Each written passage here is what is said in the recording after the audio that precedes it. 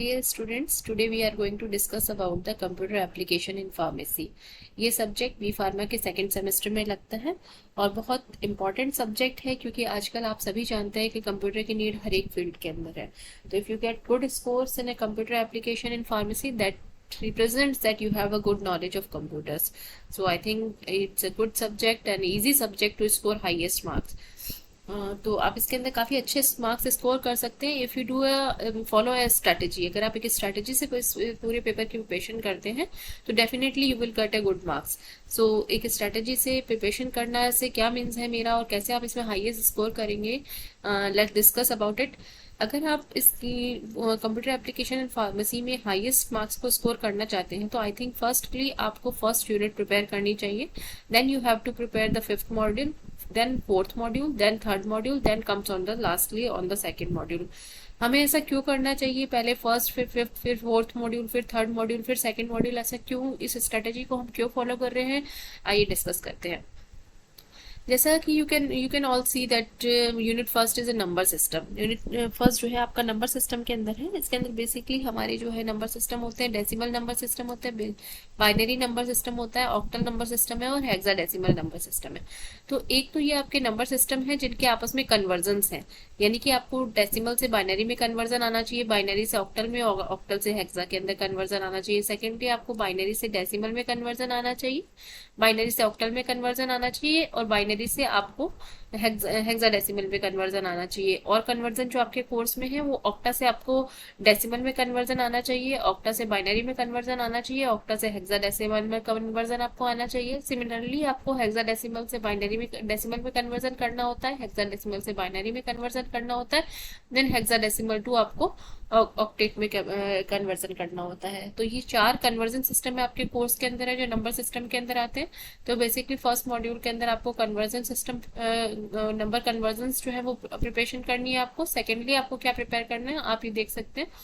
इसके बाद जो नेक्स्ट चीज आती है वो बाइनरी एडिशन है, सब्ट्रैक्शन है, मल्टीप्लिकेशन है और डिवीजन है. यानी इसके बाद आपको प्रिपरेशन करनी है बाइनरी का addition, subtraction, multiplication and division, ये आपको प्रिपरेशन करना है. नेक्स्ट और इसके अंदर क्या है, वंस कॉम्प्लीमेंट है और टूज कॉम्प्लीमेंट है. थर्डली आपको फर्स्ट मॉड्यूल के प्रिपेयर करना है वंस कॉम्प्लीमेंट और फोर्थली टूज कॉम्प्लीमेंट. तो ये नंबर सिस्टम के अंदर ये इतना पोर्शन आपको प्रिपेयर करना होता है. देन इस फर्स्ट मॉड्यूल का ही जो सेकंड पार्ट है, यानी फर्स्ट मॉड्यूल 2 पोर्शन में डिवाइड है. फर्स्ट पोर्शन नंबर सिस्टम है, सेकंड जो है वो concept of information system and software है. ठीक है, तो अगर हम फर्स्टली तो आप ये समझ लीजिए कि इसके अंदर पूरे सब्जेक्ट के अंदर 5 यूनिट्स आपकी यूनिट है, 5 मॉड्यूल्स या 5 यूनिट्स हैं. इसके अंदर इक्वल हर एक यूनिट का 20% जो है वेटेज है, यानी हर एक यूनिट में से 20% के क्वेश्चंस आपके कोर्स के अंदर है. तो अगर आप हर एक मॉड्यूल को प्रिपेयर करते हैं दैट मीन्स आप you will scoring the 20% of that module. तो फर्स्ट मॉड्यूल के अंदर आपके नंबर सिस्टम आएगा, उसका सेकंड पार्ट इन्फॉर्मेशन सिस्टम है.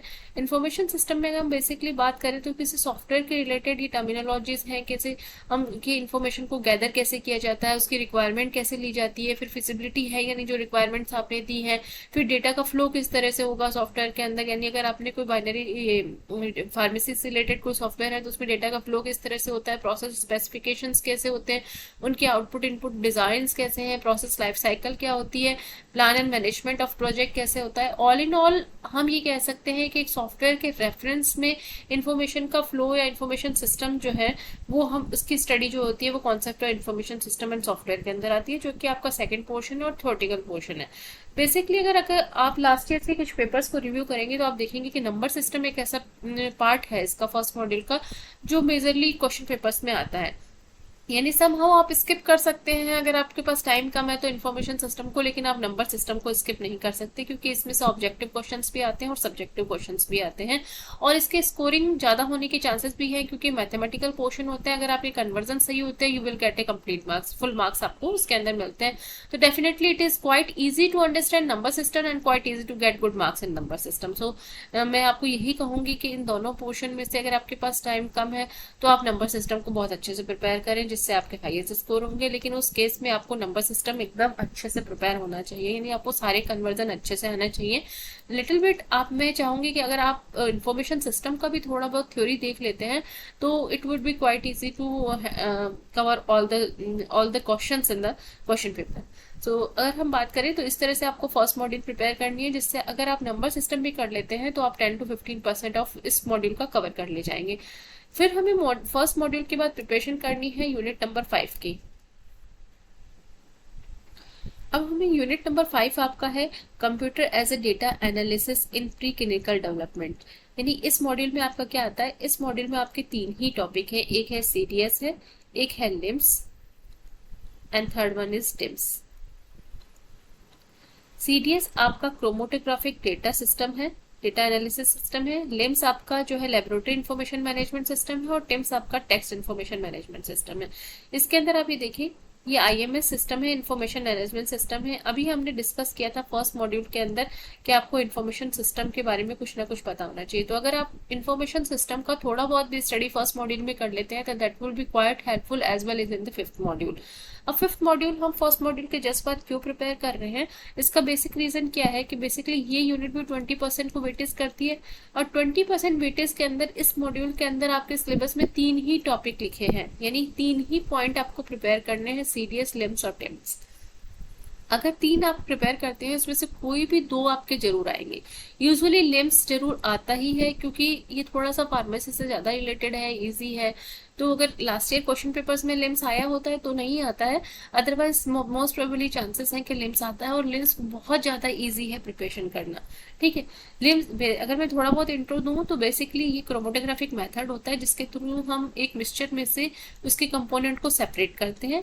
Laboratory information management system, already आप समझ रहे हैं कि इंफॉर्मेशन मैनेजमेंट सिस्टम जिसमें कि हम इंफॉर्मेशन को मैनेज करते हैं। आप किस तरह की इंफॉर्मेशन को मैनेज करते हैं, इसके अंदर ये क्या है, लाइब्रेरी नहीं, लेबोरेटरी है। तो लेबोरेटरी यानी कि लैब में यूज होने वाले जितने भी इंस्ट्रूमेंट्स हैं, जितने भी केमिकल्स हैं, जितने भी कंपोनेंट हैं, उन सारी चीजों को हम कैसे उसकी इंफॉर्मेशन को मैनेज करेंगे, that is comes under the laboratory information management system. ठीक है, टिम्स क्या है, इसको हम लिम्स और टिम्स ही बोलते हैं, इनका नाम यही है। टिम्स क्या है, टी फॉर टेक्स्ट होता है, यानी कि टेक्स्ट से रिलेटेड जितनी भी इंफॉर्मेशन होता है उसको हम कैसे मैनेज करते हैं। टेक्स्ट कैसा, जैसे कि जो भी रिसर्च पेपर से रिलेटेड टेक्स्ट है या जो केमिकल कंपोनेंट्स हैं उनका कोई लिटरेचर है तो उससे रिलेटेड जो टेक्स्ट है या जो रिसर्च से जो भी आउटपुट्स आ रहे हैं टेक्स्ट फॉर्म के अंदर, जो इमेजेस वगैरह हैं, उनको आप कैसे उसका इंफॉर्मेशन मैनेजमेंट करते हैं, that is comes under the two text information management system, ये टिम्स के अंदर आता है। तो अगर फर्स्ट मॉड्यूल के अंदर आप नंबर सिस्टम को अच्छे से प्रिपेयर करें और उसका थोड़ा बहुत अगर आपको इन्फॉर्मेशन मैनेजमेंट सिस्टम का फर्स्ट मॉड्यूल से आइडिया हो जाएगा, थर्ड मॉड्यूल में आपको सिर्फ 3 पॉइंट्स प्रिपेयर करने हैं, इसमें अगर आप 2 भी पॉइंट प्रिपेयर कर लेते हैं तो आप इस मॉड्यूल को अच्छे से कवर कर सकते हैं। देन आपको मूव ऑन करना है थर्ड मॉड्यूल के बाद, आपको 5th मॉड्यूल के बाद आपको मूव ऑन करना है 4th मॉड्यूल पर। 4th मॉड्यूल है बेसिकली बायोइन्फॉर्मेटिक्स है। बायोइन्फॉर्मेटिक्स के अंदर आपको क्या क्या प्रिपेयर करना है, इसमें भी बेसिकली 3 ही क्वेश्चन बनते हैं। ठीक, तो इसके बाद हम इसीलिए आ रहे हैं कि अगर आप इसको प्रिपेयर कर लेते हैं तो आपका मॉड्यूल बहुत जल्दी प्रिपेयर हो जाएगा। 5th मॉड्यूल को करने के बाद उसमें 3 ही क्वेश्चन प्रिपेयर करने हैं, जिसमें 2 आपको पता ही है कि आएंगे क्योंकि इसके बिना मॉड्यूल कंप्लीट नहीं होगा। ठीक, देन 4th मॉड्यूल पे आ गए, एज सच मैंने आपको बताया इसमें भी 3 ही क्वेश्चन बनेंगे। किस तरह के 3 क्वेश्चन बनेंगे, एक आपको बायोइन्फॉर्मेटिक्स से रिलेटेड सारा इंट्रोडक्शन पोर्शन जितना होता है। अब इंट्रोडक्शन में जनरल बायोइन्फॉर्मेटिक्स है क्या, ठीक है, बायोइन्फॉर्मेटिक्स क्या है, उसके ऑब्जेक्टिव क्या है, उसकी एडवांटेजेस क्या है, ठीक है, उसका कॉन्सेप्ट क्या है, ये सब चीजें बेसिकली एक किसी भी न्यू टेक्नोलॉजी के इंट्रो में ही आ जाती है। बायो इन्फॉर्मेटिक्स एक नई टेक्नोलॉजी है तो आपको इसका वैसे भी इंट्रोडक्शन मालूम होना चाहिए कि सब क्या होता है। तो इसके बेसिक इंट्रोडक्शन में अगर आप उसके ऑब्जेक्टिव, एडवांटेजेस, कॉन्सेप्ट वगैरह कवर कर लेते हैं तो एक क्वेश्चन ही हो जाता है। सेकंड क्वेश्चन जो इसके ऊपर आ सकता है, देखिए बायोइन्फॉर्मेटिक्स डेटाबेस है। नेक्स्ट इंपॉर्टेंट पॉइंट जो है वो बायोइन्फॉर्मेटिक्स का डेटाबेस है, या बायोइन्फॉर्मेटिक्स के कौन कौन से डेटाबेसेस हैं, वो क्या उनके यूज हैं, कौन कौन से डेटाबेसेस होते हैं, उसका सारा डिटेल इसके अंदर आता है। देन कॉन्सेप्ट ऑफ बायोइन्फॉर्मेटिक्स आपके इंट्रोडक्शन पोर्शन के अंदर ही आ जाएगा। जो नेक्स्ट क्वेश्चन बनता है वो सिर्फ ये बनता है कि बायोइन्फॉर्मेटिक्स इन वैक्सीन डिस्कवरी, यानी कि बायोइन्फॉर्मेटिक्स का वैक्सीन डिस्कवरी के अंदर क्या रोल है। तो बेसिकली इसमें 3 क्वेश्चन बनते हैं, बायोइन्फॉर्मेटिक्स का इंट्रोडक्शन, देन उसका बायोइन्फॉर्मेटिक्स के डेटाबेसेस और बायोइन्फॉर्मेटिक्स का रोल इन वैक्सीन डिस्कवरी। तो 3 क्वेश्चंस बनते हैं जिसमें मतलब मुझे लगता है कि बहुत ही छोटी यूनिट है, अगर आप इसको प्रिपेयर कर लेते हैं तो 20% वेटेज आप यहाँ से भी कवर कर ले जाएंगे। ठीक, next you should move on to third module. ठीक है, 5th मॉड्यूल प्रिपेयर करना है, देन 4th मॉड्यूल प्रिपेयर करना है, then we come on to the third module.